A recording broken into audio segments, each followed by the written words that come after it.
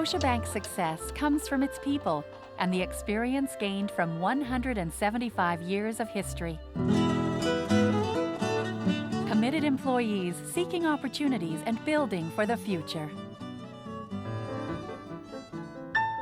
The stories that follow are just moments from 175 years.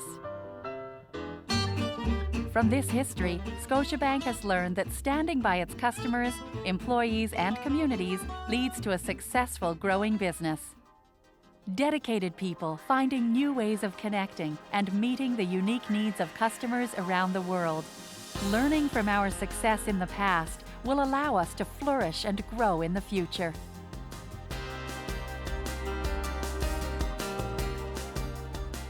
You know, I'm always asked why we're in the Caribbean, why we were in Jamaica before we were in Toronto. Very simple answer. It's because of our customers. We followed our customers from Halifax, Nova Scotia, down to Kingston, Jamaica. It wasn't a great vision by our ancestors that we should be in Kingston. It was what our customers were telling us, and we listened to our customers then, and we will listen to our customers now.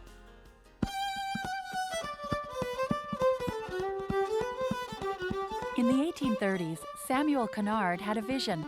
A fleet of ships powered by steam, crossing the Atlantic in half the time it took to sail. The Bank of Nova Scotia believed in Samuel Cunard when others did not. With Scotiabank's help, the Cunard Line went on to become one of the world's great shipping companies. Like Cunard, Cineplex Entertainment has come to count on Scotiabank's commitment to sticking with customers through tough times. Back in the late 1980s, the company was struggling, and Scotiabank stepped up to the challenge. The company got into trouble because it expanded too rapidly, and Scotiabank was one of our leading banks with bringing the company out from under. They were in this transaction with me through thick and thin. They weren't like some of the other banks I dealt with, like when it starts raining, the umbrella moves away real quickly. And one of the things I appreciated with both Scotia Capital and Scotiabank is they were there every step of the way.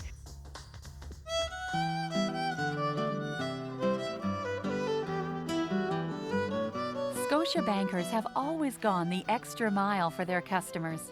In 1882, Winnipeg was a growing town on the western frontier. Always looking for new opportunities, Scotiabank sent David Forgan to open the bank's first branch.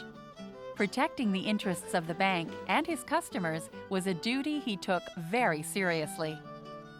After a while, we secured a fair office, but the security of the safe being doubtful, it became my duty to sleep in front of it on a shakedown and armed with a revolver.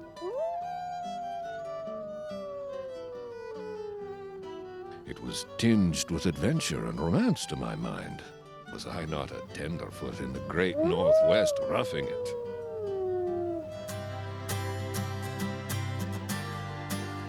The same dedication can be found today in employees like Carl Spies of Scotia McLeod.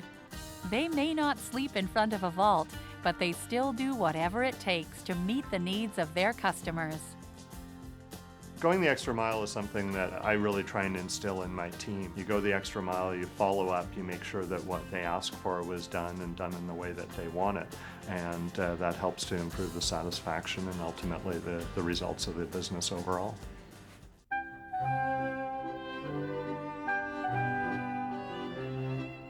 For its first 100 years, banking was run almost entirely by men.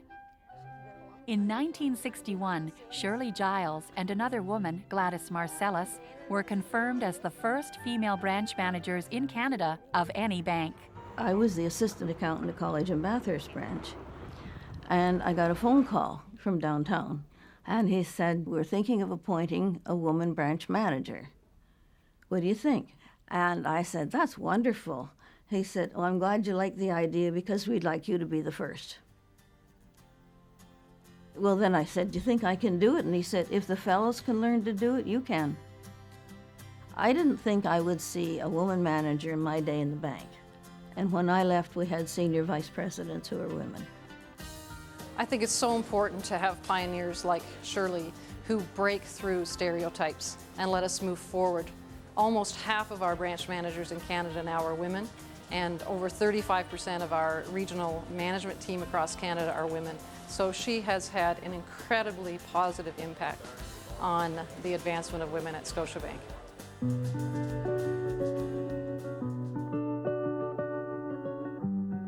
Supporting communities where it does business is an important Scotiabank tradition.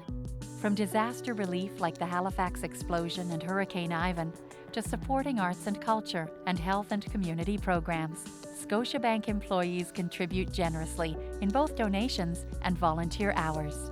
We have an extraordinary partner in Scotiabank. This is truly an organization who has embraced us on many different levels. Not only in terms of a very generous financial contribution, as well there's employee engagement on things like hosting a Halloween party, Easter party, all of these things that make such a huge difference in a child's day. That's a hallmark of an organization who really cares about people and nurtures that feeling. And certainly Scotiabank is in the forefront of that.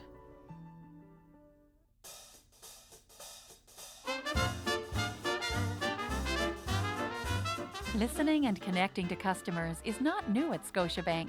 What is new is how we are doing it. Technology and creativity are opening doors to new markets, and Fred Ketchen, a 49-year veteran of the investment industry, loves the challenge. When I was born, I listened to the radio, and the radio was the only thing I really had to listen to. And I think that as you move on towards the efficiency of information dissemination, you move up to these things that we now know as podcasts. But finally, and very importantly, what's this year's RSP deadline? This year, the deadline? It's a huge opportunity to let the world know what it is we do, why we do it, and when something else comes along, you embrace that new technology because it gives you new opportunities.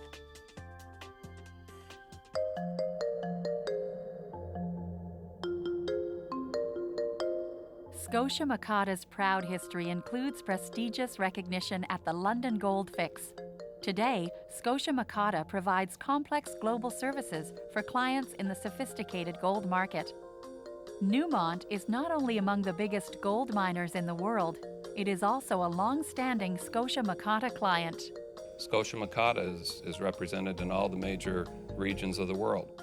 Wherever we're operating, Scotia Makata is not far behind. So they are a terrific partner for a company like Newmont in terms of getting our final product to the end user, whether that be a manufacturing facility, whether that be a central bank.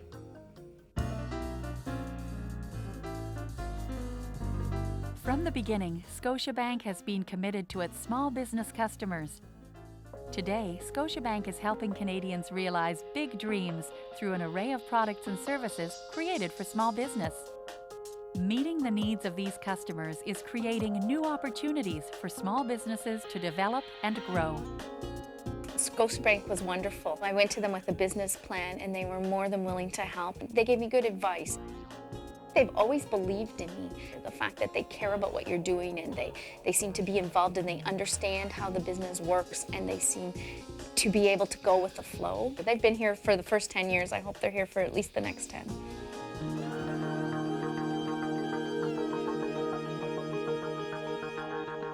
In 1889, Scotiabank opened its first branch in the Caribbean. Today, the bank operates the premier banking network in the region. Scotiabank's success continues by growing internationally. Mexico, El Salvador, Peru, China, bridging many different cultures and finding opportunities, building on local expertise blended with nearly 2 centuries of experience. For 175 years, Scotiabank has been building a successful business by seeking opportunities, helping people in business achieve their goals, developing employees, and supporting communities. But what are the lessons from almost 2 centuries of experience? How does it all lead to a dynamic business looking forward to the 21st century?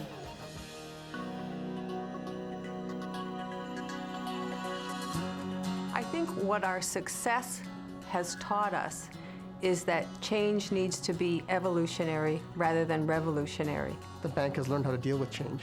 We evolve with the times, evolve with how people are evolving. Scotiabank has learned to play to its strengths. We have to be very straightforward, honest. We've learned to understand the different cultures and markets and people. How to keep good employees. It's all about the people. Quality of our people. It's the foundation of everything. The bank has integrity, and it's the right thing to do, to put people's interests first.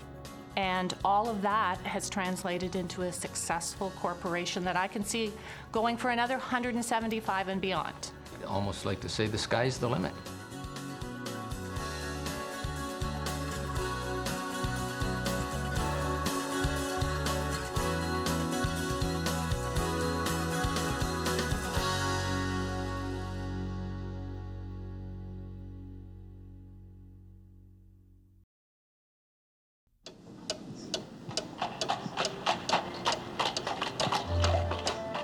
La Banque Scotia doit son succès à son personnel et à l'expérience qu'elle a accumulée au cours de ses 175 ans d'histoire. Des employés dévoués à la recherche de possibilités nouvelles et bien décidés à construire l'avenir. Les histoires qui suivent ne sont que quelques moments tirés ici et là de notre histoire qui s'étire sur 175 ans. Tout au long de ces années, la Banque Scotia a appris que son soutien indéfectible à ses clients, à ses employés et à ses collectivités contribue à la croissance de l'entreprise. Des employés enthousiastes qui inventent de nouvelles manières d'établir des liens et de répondre aux besoins uniques de leurs clients partout dans le monde. Ce que nous ont appris nos succès dans le passé nous permettra de continuer à croître et à réussir dans le futur. On me demande souvent pourquoi la banque est présente dans les Antilles, pourquoi elle exerçait des activités en Jamaïque avant de s'établir à Toronto. La réponse est bien simple. Ce sont nos clients qui nous ont montré la voie. Nous avons suivi nos clients depuis Halifax en Nouvelle-Écosse jusqu'à Kingston en Jamaïque. Ce n'est pas à la suite d'une vision que nos ancêtres ont décidé d'aller faire des affaires à Kingston. Ils ont plutôt écouté ce que leur disaient leurs clients. Nous écoutions nos clients à cette époque et nous les écoutons encore maintenant.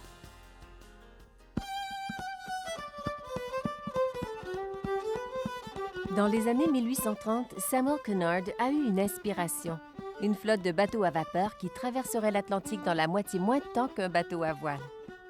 La Banque de Nouvelle-Écosse a cru en Samuel Cunard, pas les autres banques. À l'aide de la Banque Scotia, la Cunard Line devient l'une des plus importantes compagnies de navigation du monde. Comme Samuel Cunard dans son temps, Cineplex Entertainment a bénéficié de l'engagement de la Banque Scotia de demeurer aux côtés de ses clients pendant les périodes difficiles. Vers la fin des années 80, lorsque l'entreprise se débattait pour garder le cap, la Banque Scotia a poussé à la roue pour l'aider à relever le défi. Ma compagnie a éprouvé des difficultés en raison d'une croissance trop rapide et la Banque Scotia est celle qui a le plus contribué à l'aider à retomber sur ses pieds. Elle s'est tenue fermement à nos côtés tout au long de cette dure période. Les gens auxquels j'ai eu affaire n'étaient pas comme ceux des autres banques qui retirent très vite le parapluie quand il commence à pleuvoir. Et l'une des choses que j'ai appréciées, aussi bien de la part de Scotia Capitaux que de la Banque Scotia, c'est que le personnel m'a soutenu à toutes les étapes.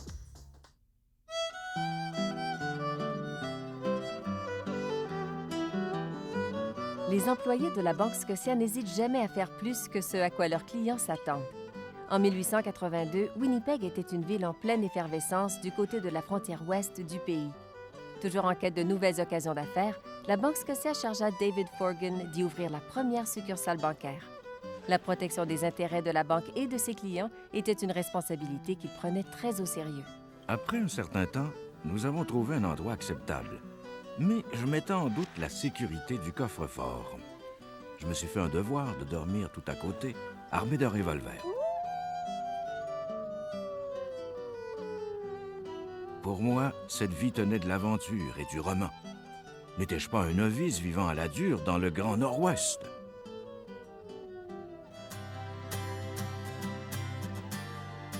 On observe la même détermination aujourd'hui chez des employés comme Carl Spies chez Scotia McLeod. Ils ne dorment peut-être pas à côté du coffre-fort, mais ils font tout ce qu'il faut pour répondre aux besoins de leurs clients. Faire un petit effort supplémentaire est une valeur que je tiens vraiment à transmettre aux membres de mon équipe. Vous faites un petit effort supplémentaire, vous suivez le dossier, vous vous assurez que ce que vos clients ont demandé a été fait et ce, comme ils le voulaient, et cela contribue à accroître leur satisfaction et donc à améliorer les résultats globaux de l'entreprise.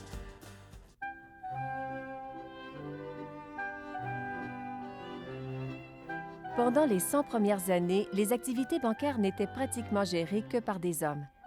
En 1961, Shirley Giles ainsi qu'une autre femme, Gladys Marcellus, ont été les 2 premières femmes à être nommées directrices de succursales au Canada.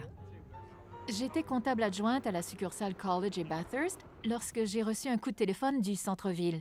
Mon interlocuteur m'a dit « Nous pensons nommer une femme à la direction d'une succursale. » « Qu'en pensez-vous? C'est merveilleux, lui ai-je répondu. Eh bien, a-t-il dit, je suis content que vous trouviez l'idée bonne, car c'est vous qui serez la première. Pensez-vous que j'en suis capable? Lui ai-je demandé. Il m'a répondu, si les hommes en sont capables, pourquoi ne le seriez-vous pas? Jamais je n'aurais cru que je verrais un jour des femmes nommées directrices de succursales du temps où j'étais à la banque, et lorsque je suis partie, il y avait des premières vice-présidentes. Je trouve qu'il est extrêmement important que des pionnières comme Shirley brisent les stéréotypes et nous permettent d'avancer.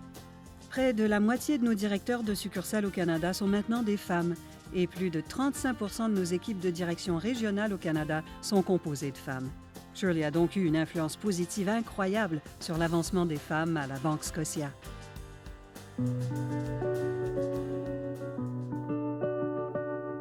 À la Banque Scotia, le soutien des communautés dans lesquelles elle exerce des activités est une solide tradition. Qu'il s'agisse de secours aux sinistrés ou de soutien aux arts et à la culture, aux programmes de santé et aux programmes communautaires, les employés de la Banque Scotia contribuent